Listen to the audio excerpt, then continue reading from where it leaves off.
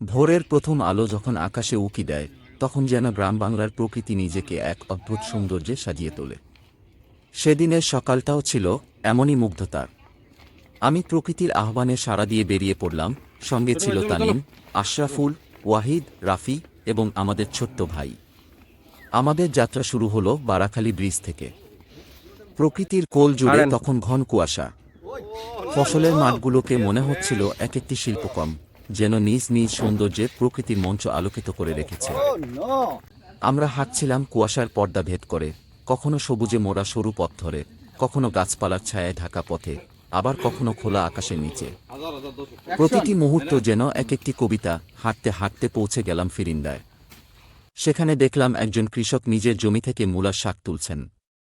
তার একাগ্রতা আর মুখে মধুর হাসি যেন প্রকৃতির সঙ্গে তার আত্মার সম্পর্কের প্রতিচ্ছবি। আমি ক্যামেরায় ধরে রাখলাম সেই সুন্দর মুহূর্ত। কৃষকের মনের ওই সরলতা ও ভালোবাসা যেন পুরো দৃশ্যটিকে আরও জীবন্ত করে তুলেছিল। এরপর তানিন আমাদের নিয়ে চলে এলো ভাইয়াসতির মাছের আড়তে। এটি তুমুলিয়া ইউনিয়নের একটি বিখ্যাত স্থান। ভোরবেলা এখানে মানুষের জমজমাট উপস্থিতি।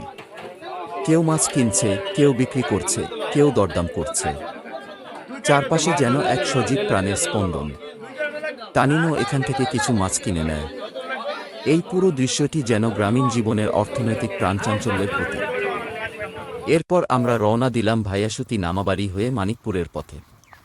এ রাস্তা যেন প্রকৃতির আশীর্বাদ, একটি মেঠো পথ যার দুপাশে কুয়াশায় মোড়া ফসলের মাঠ। কচুরি ফুলে সাজানো মাঠ যেন আমাদের পথকে আরও মোহনীয় করে তুলেছিল। আমরা কিছুক্ষণ দাঁড়িয়ে সেই সৌন্দর্যের মুগ্ধতা উপভোগ করলাম। প্রকৃতির এ শোভা যেন বলে দিচ্ছিল, এটাই তোমার শেখ, এটাই তোমার আত্মা। আমাদের দলের সবুজ আজ আসেনি। তার বাড়ির কাছে গিয়ে ডাকাডাকি করলাম, কিন্তু কোনো সাড়া পেলাম না। এরপর আমরা এগিয়ে গেলাম মানিকপুর ব্রিজের দিকে।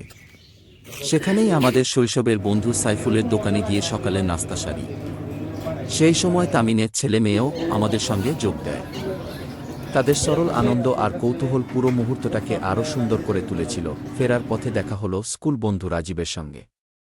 সে গরুর জন্য খড় কিনছিল। তার পরিশ্রম আর দায়িত্বের প্রতি আন্তরিকতা দেখে মনে হল, এই মাটির সঙ্গে আমাদের সম্পর্ক কত গভীর। এই ভোরবেলার প্রতিটি মুহূর্ত আমাদের শিখিয়ে দিল গ্রামবাংলার প্রকৃতি কতটা সমৃদ্ধ, কতটা প্রাণবন্ত। এই সৌন্দর্য কেবল দেখার নয়, অনুভবের, উপলব্ধির। তাই বলবো, গ্রামের সৌন্দর্যকে ভালোবাসুন। প্রকৃতির এই অনন্য মায়ায় নিজেকে মিশিয়ে দিন। এটাই আমাদের শেখ, এটাই আমাদের শক্তি।